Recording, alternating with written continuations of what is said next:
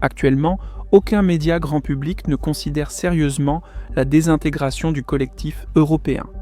Tous les principaux États membres, l'Allemagne, la France, l'Italie, l'Espagne et la Pologne, déclarent clairement leur soutien total à l'Union européenne. Et les dernières données de l'Eurobaromètre indiquent un soutien public proche d'un record à 74, un chiffre accueilli avec enthousiasme par la dirigeante du bloc, Ursula von der Leyen. Et pourtant, cette tranquillité apparente n'est qu'une façade masquant les formidables défis auxquels l'Europe est confrontée.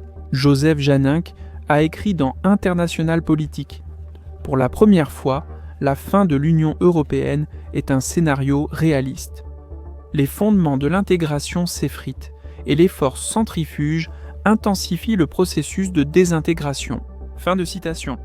En effet, les foyers qui couvent ou qui font rage à l'intérieur des frontières du quasi-empire européen nécessitent d'énoncer la situation clairement. L'Union avance en somnambule vers l'effondrement, et les symptômes de ce phénomène sont visibles partout. Aujourd'hui, la guerre à la périphérie orientale approche de sa 4e année, et de plus, elle permet aux pays de l'Union européenne qui échouent de devenir victimes de la guerre hybride menée par la Russie. Économiquement, l'industrie européenne subit une double attaque, confrontée à la fois aux produits chinois vendus à des prix de dumping et aux politiques tarifaires agressives de l'administration de Donald Trump. Alors qu'elle entre dans l'ère de l'intelligence artificielle, l'Europe ne possède pratiquement aucune grande entreprise technologique et son marché des capitaux reste fragmenté. Ces problèmes se reflètent clairement dans le cœur économique du continent, l'Allemagne, dont l'économie peine à trouver ses marques dans cette nouvelle réalité. À cela s'ajoutent des problèmes de migration persistants et non résolus, ainsi que des coûts énergétiques exceptionnellement élevés. Et ce n'est que le début des fléaux européens. C'est pourquoi les rivaux géopolitiques prennent déjà en compte la possibilité d'une désintégration de l'Union dans leurs calculs. Je cite: « La question de savoir si l'Union européenne survivra jusqu'en 2035 reste ouverte », déclare le professeur chinois Zhang Weiwei. Cela en soi ne signifie pas que l'Union européenne est déjà au bord de l'effondrement, mais la chaîne logique de cause à effet nous oblige à prendre cette possibilité au sérieux. Des forces politiques gagnent déjà du terrain en accusant le projet européen de la situation actuelle, et pas toujours avec des arguments erronés. Si ces mouvements arrivaient collectivement au pouvoir, ils pourraient très rapidement reléguer l'idée même de l'intégration pan-européenne aux archives. Pourquoi malgré tout cela, l'Europe a-t-elle encore besoin de l'Union européenne? Pourquoi l'Union européenne est-elle devenue ces dernières années un symbole non pas de réussite, mais de paralysie? Et que peut faire le vieux continent pour redevenir fort dans sa diversité? C'est le sujet de l'épisode d'aujourd'hui.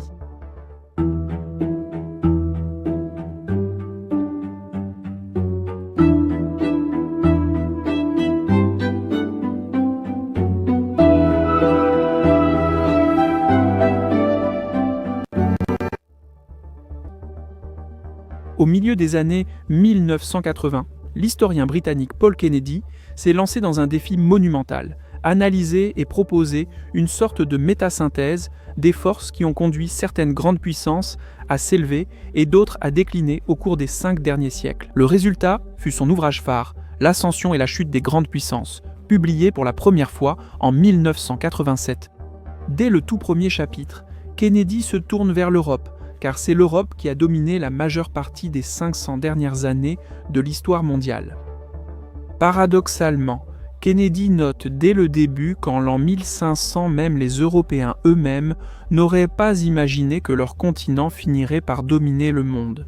Quelques siècles plus tard seulement, la Chine et l'Inde surpassaient l'Europe sur le plan démographique et bénéficiaient de conditions géographiques bien supérieures pour maintenir de grandes populations cohésives.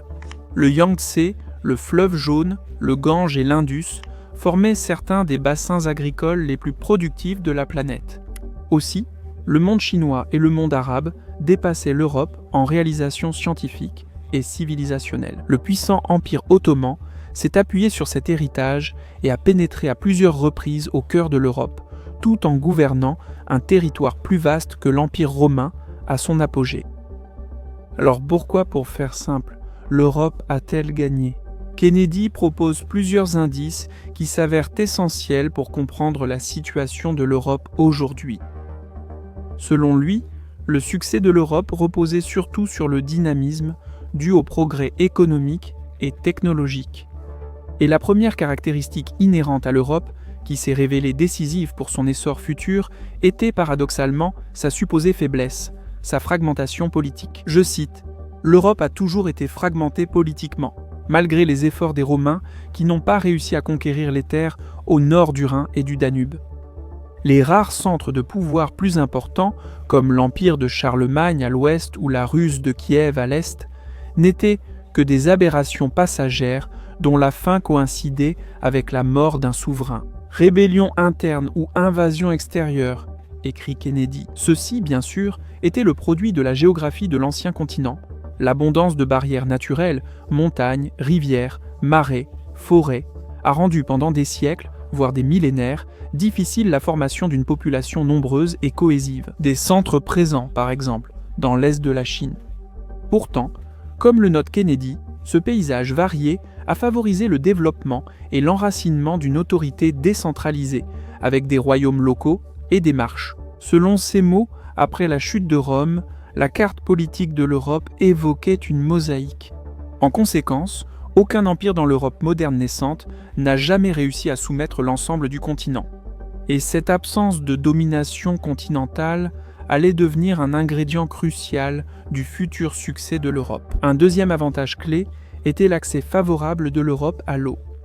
Le continent, qui est en fait une vaste péninsule, est entouré de mers et traversé en son sein par un grand nombre de rivières navigables. La multiplicité des entités politiques, combinée à l'accès non uniforme aux voies navigables, a favorisé l'expansion du commerce et finalement l'émergence des systèmes de crédit par lettres de change et de la Banque internationale. Cela a donné aux marchands privés une certaine prévisibilité. Une denrée rare à cette époque, ce commerce largement non supervisé, combiné à la décentralisation politique, a constitué ce que Kennedy considère comme un mélange extraordinaire et transformateur.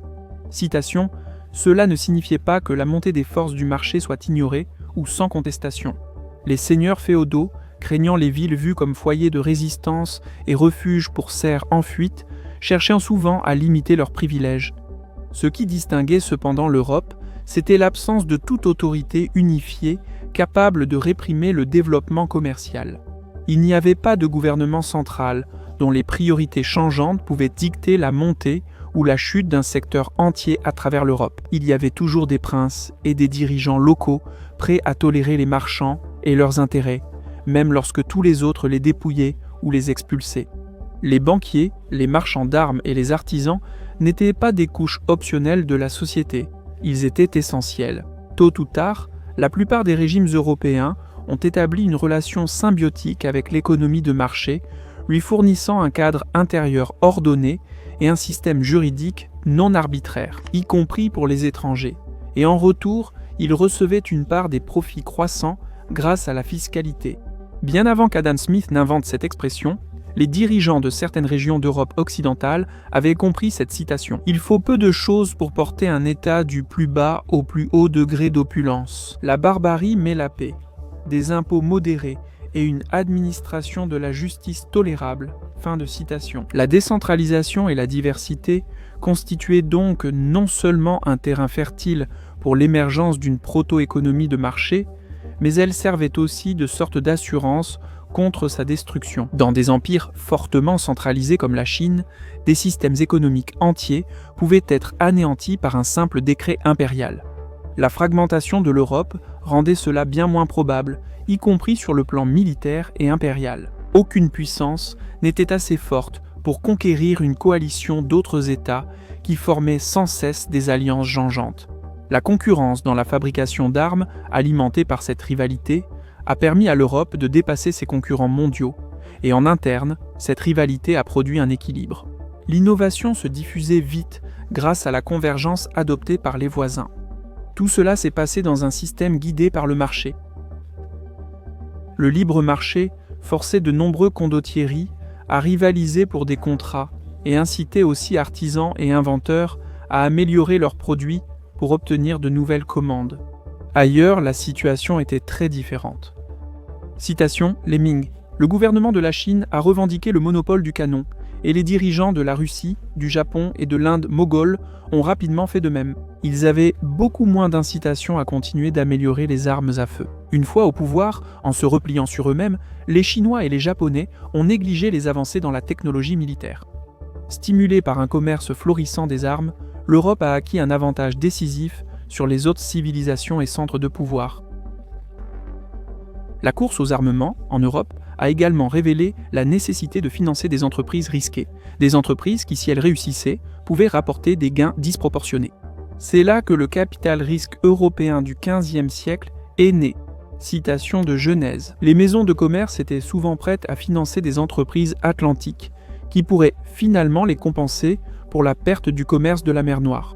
Au même moment, loin au nord à Terre-Neuve, on développait méthodiquement les pêcheries de morues. Tout cela reflétait une ouverture constante sur le monde, chose difficile à trouver dans d'autres sociétés de l'époque. De cette façon, les Européens n'ont pas seulement découvert le Nouveau Monde, mais ils étaient structurellement préparés à tirer parti de cette opportunité, posant ainsi les bases de la mondialisation moderne. L'explosion des connaissances a encore renforcé l'avantage technologique et donc militaire de l'Europe. Pour que d'autres empires atteignent ce niveau supérieur, il n'aurait pas suffi d'acquérir du matériel ou de la technologie européenne, il aurait fallu adopter massivement l'ensemble du système. Des traits culturels et systémiques qui distinguaient les sociétés occidentales du reste du monde.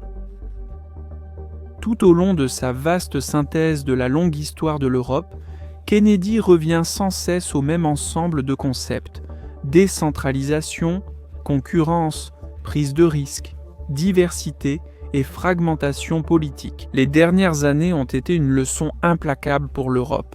Un continent pensant la défense inutile a reçu une leçon de Poutine.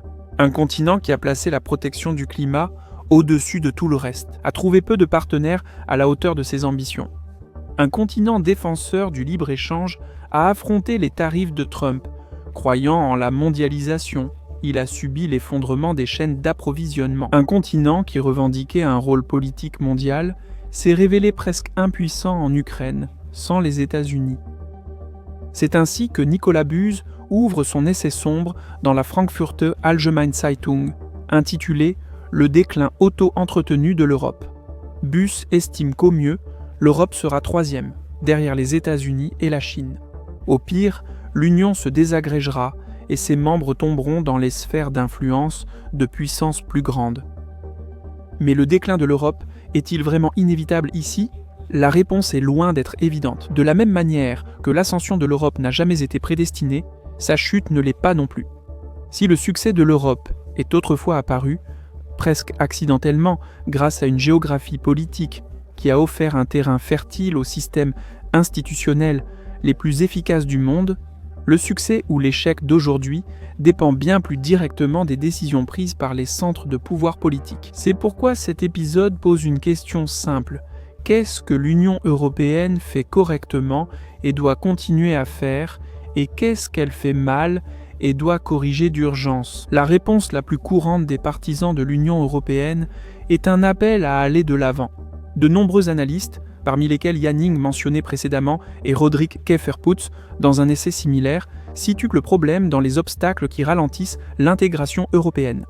À leur avis, l'Union européenne a besoin d'un nouvel élan d'intégration, quelque chose qui pourrait raviver l'enthousiasme du public pour le projet pan-européen. La version la plus audacieuse de cette stratégie de relance est la fédéralisation complète. Si l'Union européenne est en train de perdre face à des puissances plus grandes et plus consolidées, à savoir les États-Unis et la Chine, elle doit renforcer son intégration interne et atteindre un niveau d'unité comparable à celui de ses rivaux géopolitiques. C'est la vision de ce qu'on appelle les États-Unis d'Europe. En décembre 2023, Mario Draghi, ancien président de la Banque centrale européenne, a lancé son célèbre avertissement. L'Europe se trouve à un carrefour critique. Pour relever ce défi, il a soutenu que l'Union devait devenir un seul État. Citation. « Espérons que ces valeurs fondatrices qui nous ont réunis continueront de nous unir. Aujourd'hui, le modèle de croissance a disparu. Nous devons inventer une nouvelle façon de croître, mais pour cela, devenir un État. Est-ce le remède simple aux maux de l'Europe? La fédéralisation est un saut en avant vers une intégration plus profonde, l'échelle, la prise de décision centralisée, des politiques unifiées, les attributs même qui définissent Washington et Pékin sont en effet très tentants. Une Europe pleinement unifiée deviendrait immédiatement un bloc économique dominant dans de nombreux domaines, en particulier le commerce. Elle surpasserait à la fois les États-Unis et la Chine. Sur le papier, le tableau Excel de Mario Draghi doit briller d'un vert éclatant. Le potentiel économique combiné de l'Union est énorme, sans doute encore le plus grand du monde. Du point de vue d'un économiste, l'appel à la fédéralisation semble parfaitement logique, mais cette perspective, pour le dire gentiment, est très étroite. Une nation était quelque chose de bien plus grand que la somme des flux de capitaux.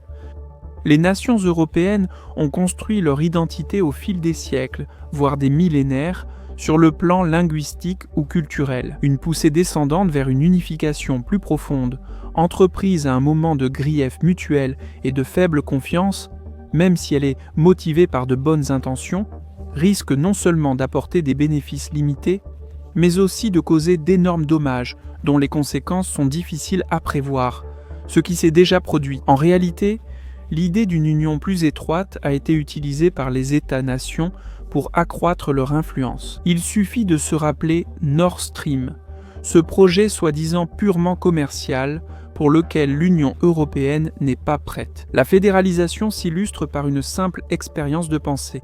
Une nation, une population partageant un sentiment d'identité commune, peut accepter qu'une partie du surplus des régions plus riches soit transférée aux régions plus pauvres afin d'égaliser le développement dans l'ensemble du pays.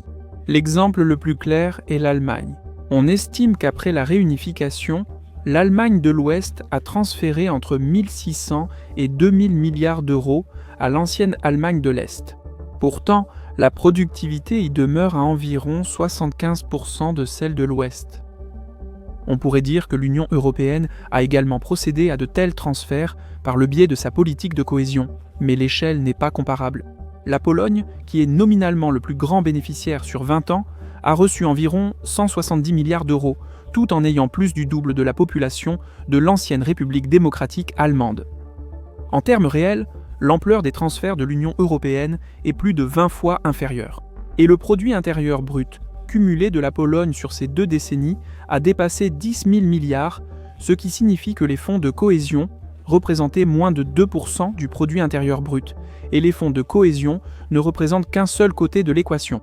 Les plus-values extraites par les entreprises d'Europe occidentale des marchés de l'Est, ces mêmes marchés qui reçoivent des fonds de l'Union européenne, dépassent largement les transferts provenant du budget de l'Union européenne. Comme le note Thomas Piketty, je cite, « Entre 2010 et 2016, la Hongrie, la Pologne, la République tchèque et la Slovaquie ont reçu des fonds de l'Union européenne équivalent à 2 à 4% de leur produit intérieur brut. Pourtant, la sortie de capitaux quittant ces pays sur la même période s'élevait à 4 à près de 8% du produit intérieur brut. Les Néerlandais, Allemands ou Danois accepteront-ils vraiment de subventionner avec enthousiasme les régions pauvres de Bulgarie, Roumanie ou Pologne? Des transferts mesurés en milliers de milliards d'euros? Bien sûr que non, et il serait injuste de leur en vouloir pour cela, tout comme il serait injuste de reprocher aux Polonais, aux Roumains ou aux Bulgares de ne pas vouloir abandonner leur autonomie et d'être structurellement dominés par les plus grandes entreprises de l'Ouest. C'est la définition la plus simple d'intérêts divergents. Pendant des années, c'était un jeu à somme positive, mais ce modèle s'essouffle aujourd'hui pour plusieurs raisons. Les intérêts diffèrent et chaque acteur tire dans sa propre direction. Alors, si ce n'est pas la fédéralisation, quelle est l'alternative? Il semble que la mécanique de l'Europe ne fonctionne plus comme prévu. Et cela n'est pas ressenti uniquement par les économistes ou les politologues, mais aussi par les citoyens ordinaires qui vivent directement les problèmes du continent. Surtout lorsqu'on compare la stagnation de l'Europe avec une Asie encore dynamique ou l'affirmation de la politique des États-Unis. Si nous débarrassons le débat des arrière-pensées et regardons le monde tel qu'il est, nous devons reconnaître une vérité fondamentale. L'Union européenne est une association d'États-nations dont l'objectif principal reste la poursuite des intérêts nationaux, même si cela se fait au détriment du collectif. L'Union n'est pas une fin en soi. Pour les capitales de l'Union européenne, c'est un outil pour renforcer la puissance nationale. Cela peut sembler hérétique pour certains, mais une fois que c'est dit clairement, cela devient presque banal. Cela a toujours été ainsi. Dès sa création, le projet européen n'a pas été conçu pour éliminer les intérêts nationaux, mais pour les canaliser, pour créer un jeu à somme positive plutôt qu'à somme nulle, où chaque participant pouvait en sortir gagnant. Pendant des décennies, l'Union européenne a réussi. On peut débattre de l'efficacité, mais le principe de base selon lequel l'Europe se portait mieux avec l'Union qu'elle ne l'aurait fait sans elle est étayé par des preuves. Mais le monde a changé de façon spectaculaire. La Chine, en l'espace de 2 générations, est passée d'un pays pauvre et isolé à une puissance mondiale. La Russie a passé des années à se préparer à une révision des frontières et a tenté de restaurer une sphère impériale. Pendant ce temps, les États-Unis ont connu un profond changement dans leur réflexion stratégique. Bruxelles, cependant, est restée mentalement dans une autre époque. Les échanges commerciaux et transferts de technologies vers la Chine ont continué, motivés par le profit et une vision à court terme. L'Europe occidentale a souvent ignoré les alertes sur les ambitions impériales de Moscou et négligé les préoccupations du flanc est de l'Union européenne. Cela a culminé avec Nord Stream, où des sociétés de défense germano-françaises comme Rheinmetall et Thales qui ont modernisé l'armée russe. L'Europe était tout aussi naïve envers les États-Unis, pensant que l'Amérique défendrait toujours l'Europe et ses intérêts commerciaux à l'étranger. En quelques années, toutes ces hypothèses se sont effondrées. Bruxelles s'est réveillée face à une réalité brutale, et à ces erreurs auto-infligées se sont ajoutées une série de crises, migration, stagnation technologique, faiblesse militaire. Pourquoi l'Europe a-t-elle échoué de façon aussi spectaculaire? En suivant la logique de Kennedy, c'est en partie parce que l'Union européenne, dans sa quête de centralisation, a mis tous ses œufs dans le même panier. Les intérêts des actionnaires les plus puissants du bloc ont été érigés en intérêts de l'Europe, même si la géographie politique de l'Europe a toujours été naturellement diverse. Le résultat a été l'érosion des mécanismes d'autorégulation. Une politique erronée n'était plus le problème d'une seule région, elle était automatiquement exportée à l'ensemble du continent. Si l'on admet que la confiance est la principale monnaie d'échange d'une communauté et qu'il faut des décennies, voire des siècles, pour la bâtir, la conclusion est claire. Il est trop tôt pour parler de fédéralisation. En fait, nous régressons avec l'utilisation cachée des structures de l'Union européenne pour faire avancer les intérêts nationaux. C'est un fait, non une accusation envers autrui, alors que parler de valeurs communes ne fait qu'approfondir la méfiance mutuelle et éroder la confiance pan-européenne, c'est un fait que nous ne pouvons tout simplement pas ignorer. Peu importe à quel point la vision des États-Unis d'Europe peut sembler séduisante, elle n'est ni réalisable aujourd'hui ni sans risque. Pousser l'Europe vers la fédéralisation dans le climat actuel, marqué par la méfiance, les frictions politiques et des intérêts divergents, pourrait facilement se retourner contre nous et saper les forces mêmes que l'intégration européenne avait autrefois apportées. Peut-être que dans plusieurs décennies, une fédération pourrait devenir réaliste si l'Union européenne investit dans un approfondissement constant de la confiance entre ces nations, mais cela relève d'un horizon à long terme, pas du moment présent. Donc, si nous acceptons comme un axiome que les nations existent et doivent exister, parce que c'est le paysage immuable de l'Europe, alors la vraie question devient « Que faisons-nous dans cette réalité ?» Tout le récit de Kennedy pointe vers une vérité simple.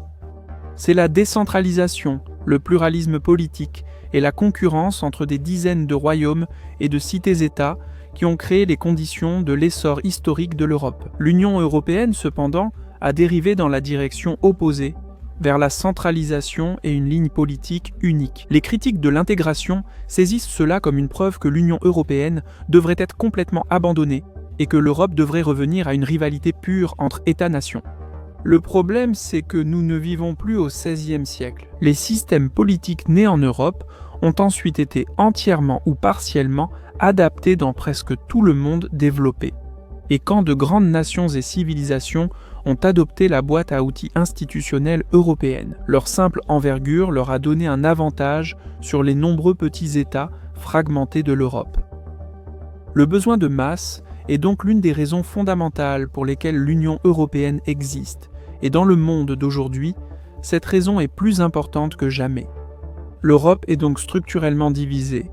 Elle a besoin d'un poids commun, mais sa force historique a toujours résidé dans la décentralisation. En d'autres termes, l'Europe doit fonctionner dans deux limites à la fois. Qu'est-ce que cela signifie ? Le continent a besoin de centralisation, là où c'est absolument nécessaire, pour se défendre collectivement contre des puissances plus grandes, et de décentralisation et de déréglementation partout ailleurs. Kennedy a justement vu cette dynamique comme moteur du succès européen. L'Union européenne doit servir de bouclier face aux tarifs américains agressifs ou à l'afflux d'importations chinoises à faible marge. Et en même temps, une arène qui favorise la concurrence, l'expérimentation et des modèles variés pour atteindre la compétitivité. En effet, elle devrait rappeler l'Europe du XVIe siècle, un paysage où différents systèmes coexistent et rivalisent sans imposer un modèle universel à chaque État membre. Si un pays veut poursuivre l'austérité et qu'un autre adopte la théorie monétaire moderne, très bien. Si l'un mise sur le nucléaire et l'autre sur le gaz, c'est aussi acceptable. Qu'il en soit ainsi, si la fiscalité ou la protection sociale diffèrent beaucoup. Une bonne concurrence systémique sans uniformité imposée. L'Europe devrait-elle quitter l'Union européenne ? Bien au contraire, l'Union reste un ciment européen essentiel. Et les données sont tombées, une nouvelle étude majeure sur le Brexit conclut. Citation. Le Brexit a réduit le produit intérieur brut du Royaume-Uni de 6 à 8%, avec un impact qui s'accumule progressivement au fil du temps. Nous estimons que l'investissement a diminué de 12 à 18%, l'emploi de 3 à 4% et la productivité de 3 à 4%. Fin de citation. Appeler à l'abolition de l'Union européenne n'est donc pas seulement une erreur, c'est dangereux. Alors, que devrait préserver l'Europe ? Qu'est-ce qui fonctionne ? L'espace Schengen, sans frontières, est l'une des plus grandes réussites de l'Union européenne, un moteur réel et tangible de confiance entre les nations. L'Union douanière, quant à elle, protège les marchés européens contre la concurrence extérieure prédatrice, principalement des États-Unis et de la Chine. Oui, la politique commerciale crée des frictions au sein de l'Union européenne parce que les économies membres ont des besoins différents. Mais malgré ces tensions, les avantages d'une politique commerciale unifiée l'emportent largement sur les coûts. Le troisième élément est moins visible, mais tout aussi important, des normes techniques communes et des standards industriels. Il ne s'agit pas d'étouffer l'innovation, mais de définir des bases communes partagées qui facilitent la concurrence des entreprises sur l'ensemble des 27 marchés. L'exemple le plus simple concerne les normes de sécurité automobile et d'émissions. Un constructeur n'a pas besoin de 27 versions du même véhicule. Une plateforme qui respecte les normes européennes peut être vendue partout. C'est un avantage structurel, une économie d'échelle que des systèmes réglementaires fragmentés ne peuvent offrir. Parler de bouclier et de mur suggère que l'Union européenne devrait aussi avoir une politique commune de sécurité et défense. Mais les dernières années montrent à quel point ce domaine est délicat, nécessite beaucoup de capitaux et encore une fois repose sur la confiance. De nombreux pays, en particulier à l'Est, ne sont pas prêts à confier leur sécurité existentielle à des institutions dont les intérêts, soupçonnent-ils, pourraient diverger ne serait-ce qu'un peu des leurs. Si nous allons plus loin, nous trouverons de nombreux autres exemples. Mais au niveau macro, ce sont là les principaux outils et attributs du bouclier de l'Europe et de l'arène de l'Europe. Cela peut sembler démodé, mais les exemples de rivalité nationale profondément enracinés à travers l'Europe sont innombrables. Nord Stream a servi les intérêts nationaux allemands au détriment des autres pays européens et a contribué à ouvrir la voie à la guerre dans le cadre de la loi européenne sur les puces d'intelligence artificielle. L'objectif était une stratégie commune pour les semi-conducteurs, et pourtant chaque pays s'est empressé d'attirer Intel et TSMC pour lui-même. Il y a aussi les grands projets de défense, un bouclier antimissile européen toujours absent, le chasseur système de combat aérien du futur de 6e génération et le char européen Main Ground Combat System. Ils sont tous des exemples de cas où les intérêts nationaux divergent. Prenons le système de combat aérien du futur. Ce programme franco-allemand-espagnol vise à créer un système européen de combat aérien de nouvelle génération, incluant un chasseur de 6e génération pour un coût pouvant atteindre 100 milliards d'euros. Son premier pilier, l'avion lui-même, est dirigé par Dassault Aviation pour la France, avec Airbus Defence and Space, représentant l'Allemagne et l'Espagne. Le programme est maintenant paralysé. La France et l'Allemagne sont engagées dans une lutte d'influence et de contrôle. Qui décide qui a le dernier mot? Comment fonctionne l'arbitrage? Dassault soutient que son leadership nominal est dénué de sens sans une véritable autonomie, comme s'en plaint le président-directeur général de Dassault Aviation. Citation. La question se pose quant à l'efficacité du projet, qui implique 3 pays où il n'y a pas de véritable leader, mais 3 co-directeurs. Comment exercer un leadership face à quelqu'un ayant 2 fois plus d'influence? Comment pouvons-nous assurer la gestion du projet si je n'ai pas le droit de choisir les sous-traitants en France, en Espagne et en Allemagne? Je pense que ce n'est pas la bonne méthode pour faire voler un avion. Fin de citation. À quoi le président-directeur général d'Airbus a répondu que si Dassault n'aime pas l'accord, ils peuvent simplement quitter le programme. Le projet européen de Char Main Ground Combat System ne s'en sort pas mieux. Après 8 ans, il reste bloqué dans la phase de concept. Cela signifie que la France ne dispose toujours pas d'un char moderne indigène, tandis que l'Allemagne produit son Léopard 2 A8. Par conséquent, certains soutiennent que le Main Ground Combat System était en réalité un piège pour retarder le programme français de chars et éviter la concurrence avec le Léopard. Des accusations de ce genre apparaissent dans pratiquement toutes les grandes initiatives européennes. Chaque nation veut garder ses avantages. C'est aussi vieux que la politique elle-même, mais chaque idée d'intégration ne doit pas être rejetée. L'intégration accrue du marché des capitaux européens est à la fois logique et nécessaire. Les entreprises européennes qui cherchent à se développer fuient régulièrement vers les États-Unis, car c'est seulement là-bas qu'elles peuvent trouver les vastes sources de financement nécessaires à une croissance mondiale. Parmi les 100 entreprises les plus valorisées au monde, seulement 10 sont européennes, dont seulement 8 proviennent de l'Union européenne, alors que près de 3 fois plus sont basées en Asie. Les États-Unis dominent avec 64. Beaucoup de ces géants américains sont portés par des talents européens. Les startups révolutionnaires sont des moteurs d'innovation.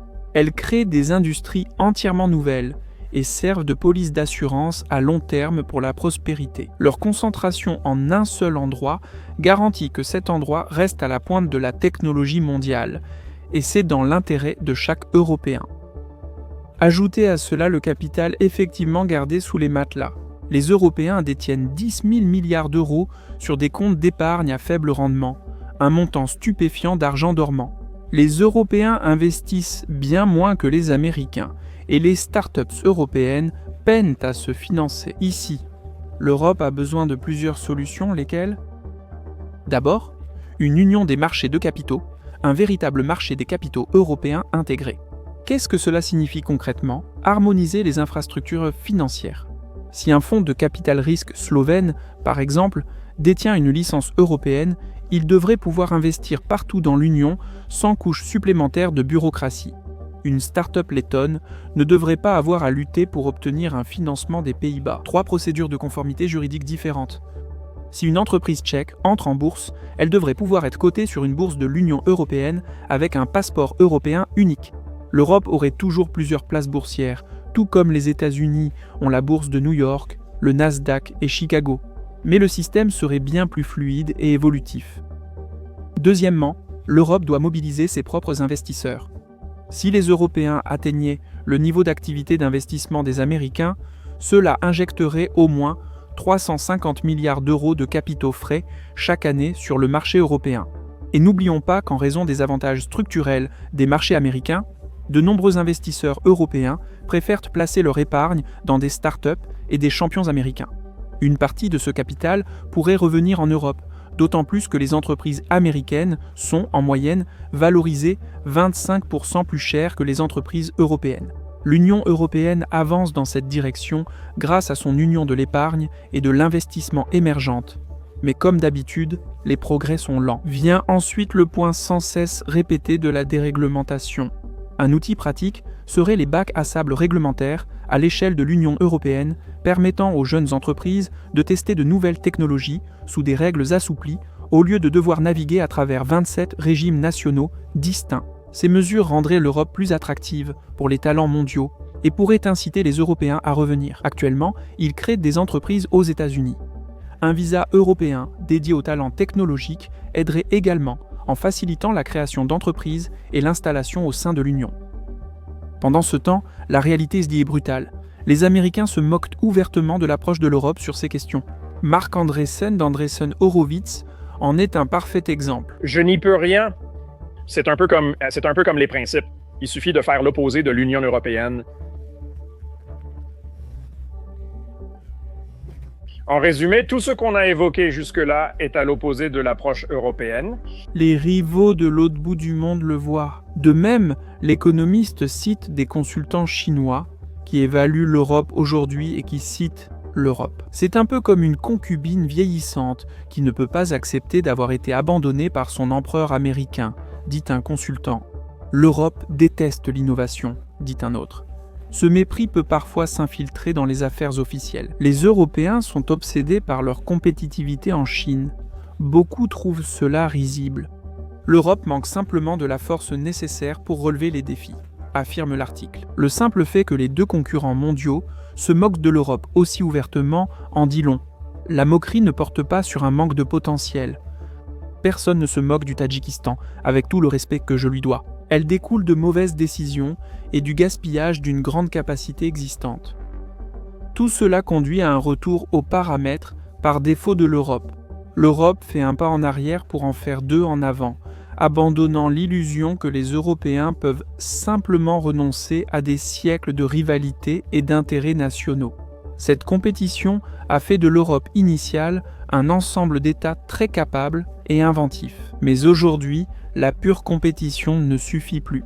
Les États européens, pris individuellement, sont tout simplement trop petits pour atteindre l'échelle nécessaire afin de rivaliser avec la Chine ou les États-Unis, d'où l'Union européenne. Sa masse et son poids combinés restent indispensables, bien qu'ils soient redéfinis et débarrassés d'un excès de centralisme.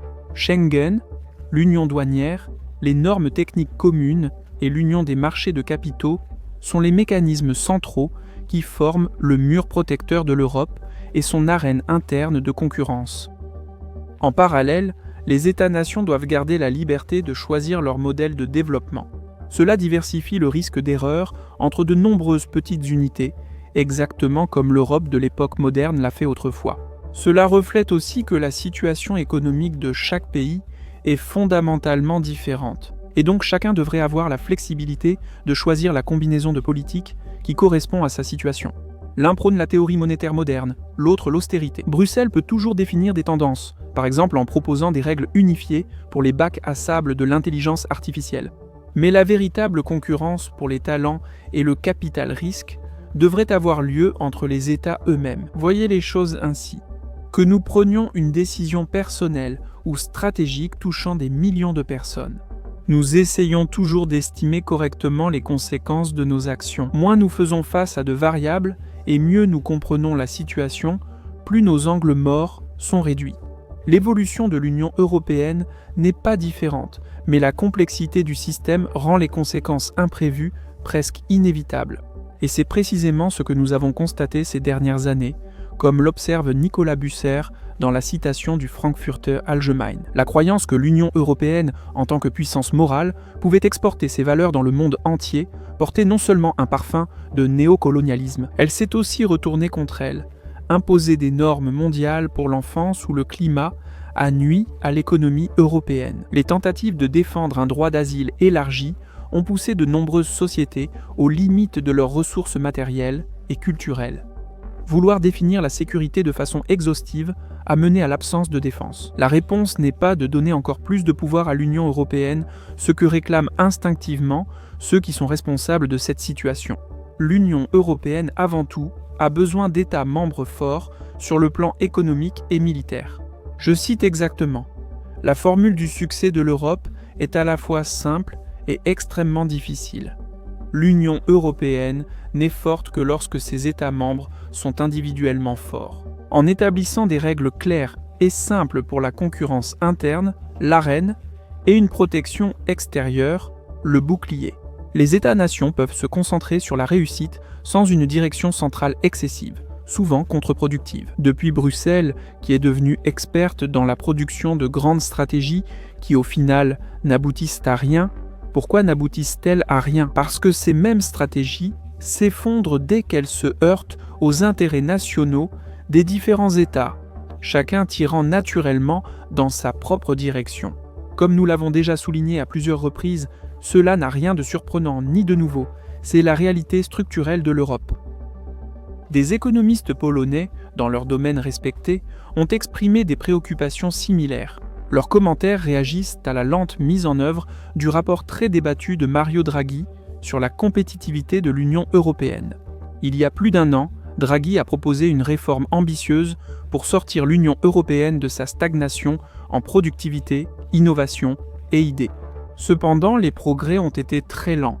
Sur les 383 réformes proposées seulement, 11 ont été entièrement mises en œuvre, 20 sont partiellement en place, 46 sont encore en cours et près de 23 n'ont pas du tout été abordés. Les analystes Gabriel Krostowski et Ignaz Morawski considèrent cela comme un problème structurel, écrit Krostowski. Citation. C'est un bon exemple d'un dysfonctionnement au sein de l'Union européenne que les économistes, les experts et de plus en plus les politiciens attribuent à la fragmentation réglementaire, culturelle, fiscale et idéologique. Cette fragmentation signifie que les tentatives de mener des réformes au niveau de l'Union européenne échouent tout simplement. C'est pourquoi ce processus devra peut-être être entrepris de manière ascendante par des pays individuels, agissant seuls ou en petits groupes, ajoute Morawski. Citation. Il n'y a aucun intérêt à essayer de surmonter cette fragmentation, car de tels efforts ne mènent qu'à des réactions négatives. La réponse devrait être de redonner plus de compétences aux États membres, tandis que l'Union européenne se concentre sur quelques domaines critiques où un consensus peut réellement être atteint. Une telle répartition des rôles, une Union européenne qui agit à la fois comme un mur protecteur et comme une arène de concurrence interne, reflèterait fidèlement ce que nous observons déjà en pratique. Aujourd'hui, cependant, toute la structure est recouverte par de multiples couches de stratégies centrales et d'intérêts nationaux, dissimulés sous la rhétorique d'un bien européen commun. Cette opacité nuit à la confiance, sape les intérêts collectifs et, en fin de compte, affaiblit l'Union. La transparence de ce nouveau chapitre du projet européen aiderait à rétablir la confiance. Reconnaître à la fois le domaine de la concurrence et la nécessité de construire une masse commune pourrait conduire à une reconnaissance mutuelle et au respect des intérêts nationaux divergents, tout en créant davantage d'opportunités de les concilier. Un marché des capitaux unifié, pour sa part, pourrait offrir l'opportunité de créer de véritables marques européennes. Aujourd'hui, Mercedes est allemande, Renault française, et pour un Texan ou un habitant du Delaware, Tesla est américaine. Les fondateurs européens doivent penser au-delà de l'identité nationale dès le départ, s'ils veulent que leurs produits soient perçus comme véritablement européens. C'est seulement alors qu'on peut enlever les lunettes nationales et développer une perception européenne chez les consommateurs. C'est essentiel pour croître sur un marché de 450 millions de personnes. Cela nécessite toutefois une stratégie de développement et de marketing cohérente, par exemple en implantant différentes parties d'une entreprise dans différents États membres. Narrativement, l'argument est simple. Pourtant, l'Union européenne reste enfermée dans un état d'inertie où toute action décisive nécessite un effort monumental. Pourtant, dans un esprit d'optimisme, il convient de se rappeler que l'Europe possède déjà l'atout le plus important, celui qui lui donne une chance de sortir de sa misère actuelle. Les Européens restent très instruits et continuent de vouloir construire et créer des choses extraordinaires. Le problème, c'est que l'écosystème actuel de l'Union européenne, souvent pour des raisons moins évidentes, leur complique la tâche. Bruxelles, ainsi que chaque État européen, à sa manière, doit trouver des moyens de libérer ce potentiel. Imposer des cadres rigides et centralisés n'aide pas. Si cela se produit, des entreprises de premier ordre comme ASML, indéniablement exceptionnelles, ne seraient plus des exceptions. Une faible lueur apparaît au bout du tunnel. Leur part dans les entreprises licornes européennes, valorisées à plus d'1 milliard, a augmenté de 5 pour atteindre 23, le niveau le plus élevé depuis 10 ans. Les startups offrent une parfaite illustration d'une vérité universelle dans tout processus de développement, qu'il soit économique, technologique ou politique. Une variable compte plus que toutes les autres. Le progrès réside dans le nombre d'itérations. Faire une tentative, évaluer le résultat et ajuster, puis répéter la correction des résultats obtenus. Un système capitaliste démocratique décentralisé crée peut-être les conditions idéales pour raccourcir cette boucle et l'accélérer. L'Union européenne est intervenue si lourdement dans cette boucle que ses rouages se sont totalement arrêtés. Au lieu de nombreux cycles itératifs autonomes, elle a créé une seule grande roue qui tourne plus lentement et absorbe beaucoup moins de retours. Ces thèmes reflètent-ils vraiment l'ampleur des changements nécessaires en Europe? Certainement pas. Mais adopter des hypothèses de départ précises et fondées sur la réalité aide à réduire l'inertie du système et sa vulnérabilité au choc.